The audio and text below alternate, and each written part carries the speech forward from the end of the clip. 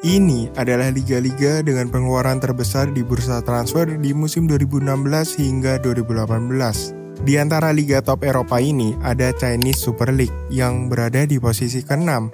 Jika kita perlebar lagi, CSL naik ke posisi kedua sebagai liga dengan pengeluaran terbesar selama bursa transfer dengan 521 juta euro.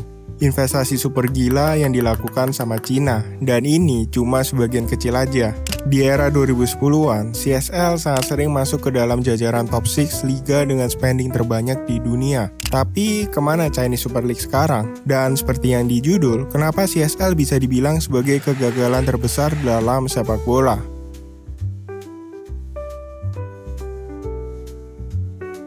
Pada 2016, Cina mengeluarkan Football Development Plan mereka yang akan dilaksanakan dari 2016 hingga 2050. Tujuan akhir dari plan mereka ini, Cina pingin kalau mereka itu jadi fokus sepak bola. Seperti yang kita tahu, Cina udah berhasil melakukannya di ekonomi dan olimpiade, di mana di dua sektor itu bisa dibilang Cina adalah yang terbaik. Kenapa Cina juga ingin menguasai sepak bola? Karena sejago-jagonya negara di olimpiade, exposure dari olimpiade tidak akan pernah mendekati sepak bola. Dan Cina sangat paham akan hal itu. Sehingga itu yang membuat Cina bermimpi untuk menjadi perhatian sepak bola yang disebut Three World Cup Dreams, yaitu berpartisipasi di Piala Dunia, menjadi tuan rumah Piala Dunia, dan puncaknya menjadi juara Piala Dunia.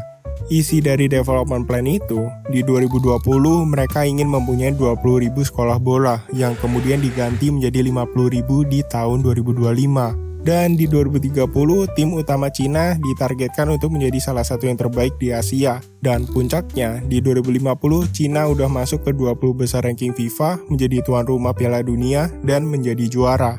Ambisi ini yang membuat CSL atau Chinese Super League melakukan investasi gila-gilaan di tahun 2010-an. Ya, kita tahu kok CSL ini gagal total. Dengan sekian banyak uang yang udah mereka keluarin, nama CSL itu nggak sepopuler itu. Banyak orang yang menyangka bahwa proyek CSL ini masuk ke dalam bagian Football Development Plan yang dikeluarin Cina pada 2016. Sebetulnya nggak salah juga. Tapi kalau secara formal, pemerintah Cina itu nggak pernah bilang secara langsung kalau proyek ini masuk ke dalam rencana mereka. Memang di sini agak bikin bingung. Supaya nggak bingung, coba kita mulai dari awal.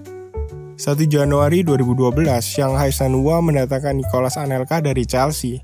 Memang ini adalah free transfer, tapi Anelka mendapatkan gaji 10 juta dolar per tahun yang menjadikannya salah satu pemain termahal di CSL. Dan 6 bulan setelahnya, Shanghai Shenhua kembali mendatangkan pemain Chelsea dengan status free transfer, Didier Drogba, menjadikannya pemain termahal di Chinese Super League dengan gaji 12 juta dolar per tahun. Dua pemain ini adalah awal di mana proyek super besar Chinese Super League itu dimulai. Dua transfer ini memang terlihat gagal, karena Anelka cuma bertahan sekitar 1 tahunan aja, sedangkan Drogba cuma bertahan 6 bulan. Ya, ini karena finansial klubnya yang waktu itu belum siap buat bayar kedua pemain ini. Tapi rencana yang kelihatan gagal ini sebetulnya berjalan sesuai rencana mereka. Drogba dan Anelka didatangkan ke CSL bukan untuk proyek sepak bola mereka, melainkan sesimpel untuk menarik perhatian global aja. Dan rencana itu berhasil. Baru di 2015, CSL mulai menjalankan gelombang kedua untuk membawa pemain top Eropa bermain ke CSL. Kali ini, finansial klub mereka udah jauh lebih siap, karena mereka udah disupport sama perusahaan-perusahaan BUMN-nya Cina. Dimulai dengan mendatangkan Alex Teixeira dengan harga 50 juta euro, rekor transfer pada saat itu. Kemudian Hulk 56 juta euro, kembali memecahkan transfer. Dan yang paling menghebohkan adalah Oscar, bintang muda Chelsea yang menjadikannya sebagai pemain termahal yang pernah didatengin Chinese Super League senilai 60 juta euro. Dan gak cuma mereka aja, banyak pemain-pemain mahal lainnya yang bermain di CSL seperti Paulinho, Yannick Carrasco, Alexander Pato, Talisca, El Shaarawy, dan masih banyak yang lain. Investasi ini memang dimulai di tahun 2012, sedangkan Football Development Plan-nya Cina baru dikeluarkan di 2016. Terus apa hubungannya? Sebetulnya pemerintah Cina udah nunjukin ketertarikannya ke sepak bola itu jauh sebelum 2016. Seperti pada 2011 sebelum jadi presiden, Xi Jinping sempat nyinggung kalau dia pernah bermimpi kalau suatu saat Cina itu bisa lolos menjadi tuan rumah dan juara Piala Dunia. Kemudian di 2014, Federasi Bolanya Cina, CFA, mulai membangun sekolah-sekolah bola dengan memasukkan sepak bola ke dalam kurikulum yang mengindikasikan keseriusan Cina dalam sepak bola.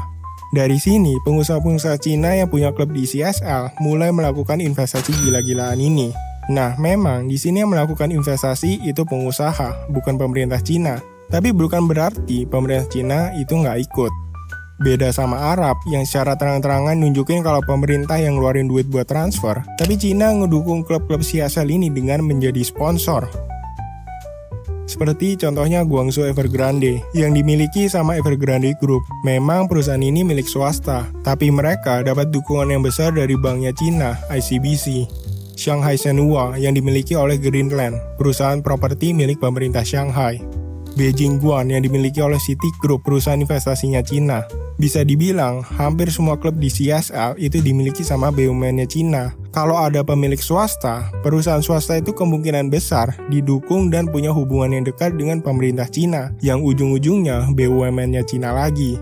Meskipun nggak ada di dalam planningnya Cina tadi, tapi sebetulnya beli pemain-pemain top ini merupakan dasar atau modal awal buat ngewujudin rencananya itu semua. Karena di 2010-an, sepak bola di Cina itu pamornya kalah jauh sama olahraga kayak pingpong atau badminton. Sehingga dengan datengin pemain-pemain top, diharapkan rakyat Cina itu bisa lebih tertarik buat nonton bola. Ya bakal repot kalau seandainya Cina udah buat 50.000 sekolah bola, tapi rakyatnya nggak ada yang suka bola.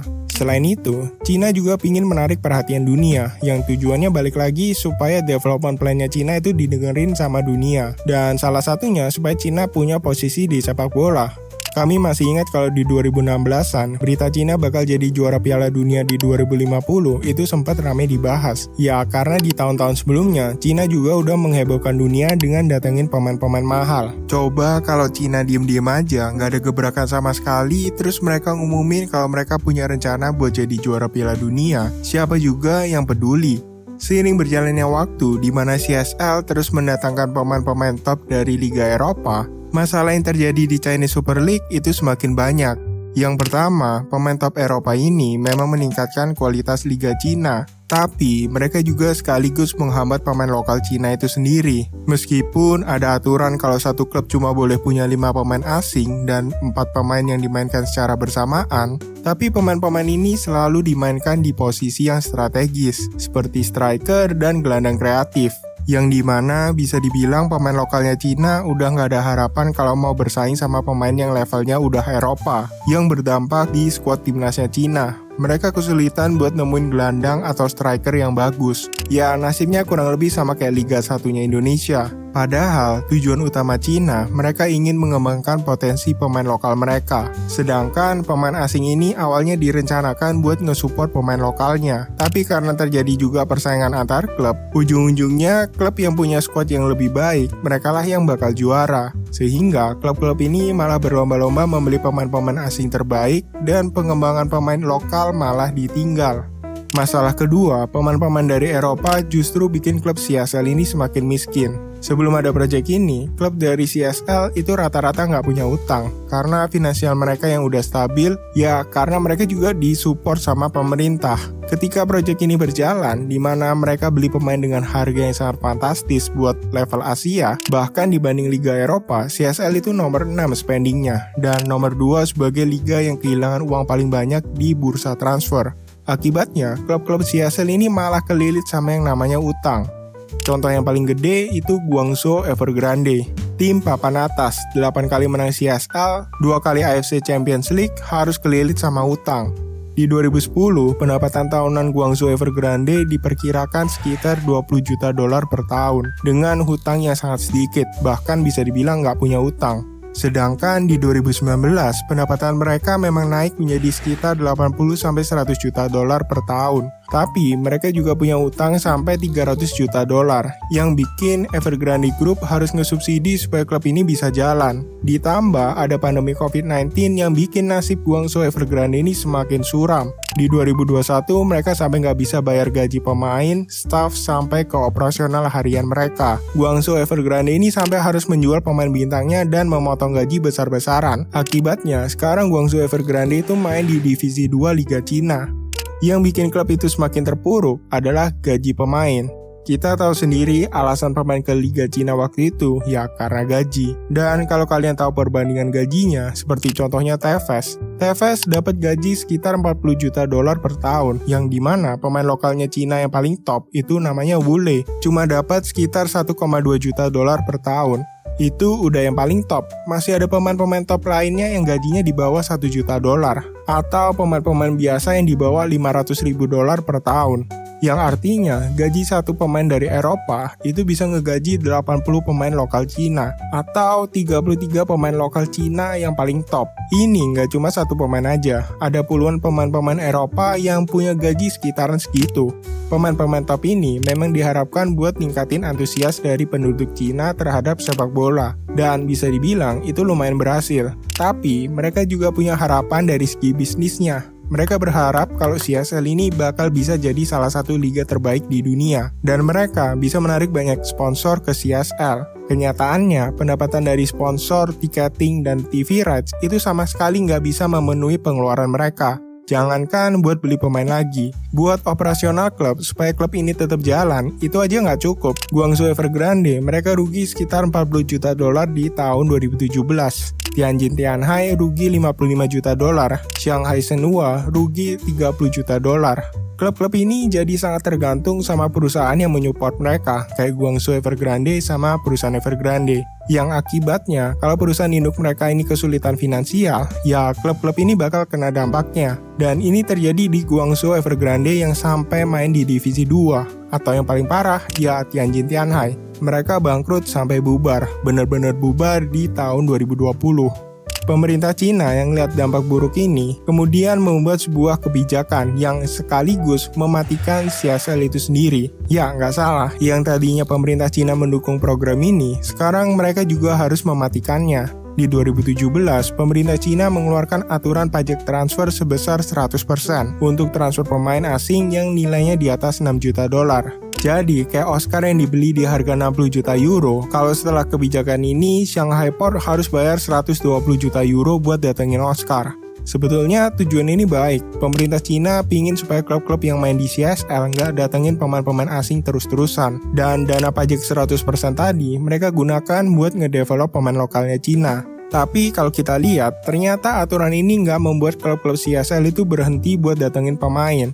Kita bisa lihat masih banyak pemain-pemain asing dengan harga mahal tetap datang ke CSL. Kenapa bisa begitu? Karena kenyataannya, aturan ini nggak cukup kuat buat mencegah klub CSL buat datengin pemain mahal.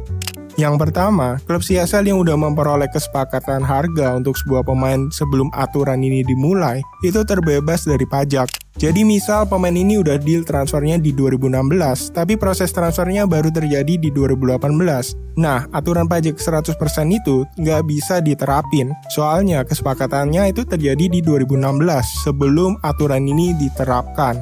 Yang kedua, ada pemain yang nilai transfernya itu ditulis di bawah harga aslinya, yang pada kenyataannya harganya itu bakal jadi lebih mahal kalau dijumlahkan dengan add-on yang mereka kasih. Tujuannya ya supaya mereka bisa ngehindarin pajak ini. Dan yang ketiga, banyak juga klub yang itu nggak peduli sama aturan ini, karena mereka merasa kalau mereka tetap mampu datengin pemain tertentu meskipun harus kena pajak 100%.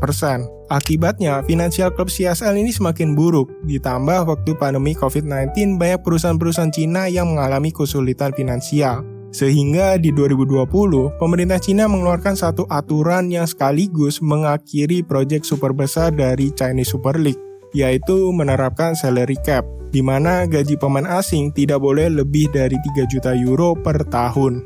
Ya, aturan ini benar-benar bikin klub CSL nggak bisa datengin pemain mahal lagi. Bukan karena mereka udah nggak mampu bayar transfernya, tapi karena udah nggak ada yang mau main lagi di CSL. Karena tujuan utama pemain main di CSL yaitu karena gaji. Balik lagi ke awal, memang proyek super gila dari Chinese Super League itu nggak tertulis secara langsung di Football Development Plan-nya yang dikeluarin Cina di 2016.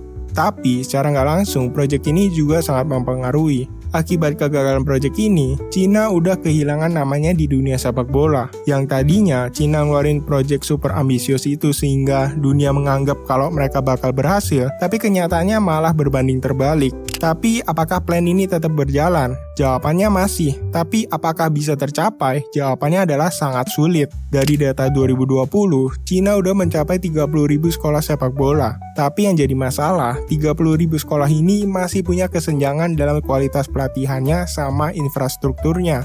Di 2024, Cina punya 50.000 lebih lapangan bola, tapi lagi kualitasnya masih belum setara. Bahkan ada beberapa stadion itu masih sulit buat didatengin. Sedangkan jadi juara Piala Dunia 2050, timnasnya aja kita anggap remeh waktu itu, meskipun kita yang kalah. Terima kasih sudah menonton, kami ucapkan terima kasih buat kalian semua yang udah support channel ini. Terus kasih ide-ide kalian di kolom komen, suatu saat bakal kita buatkan videonya. Sampai jumpa di video selanjutnya.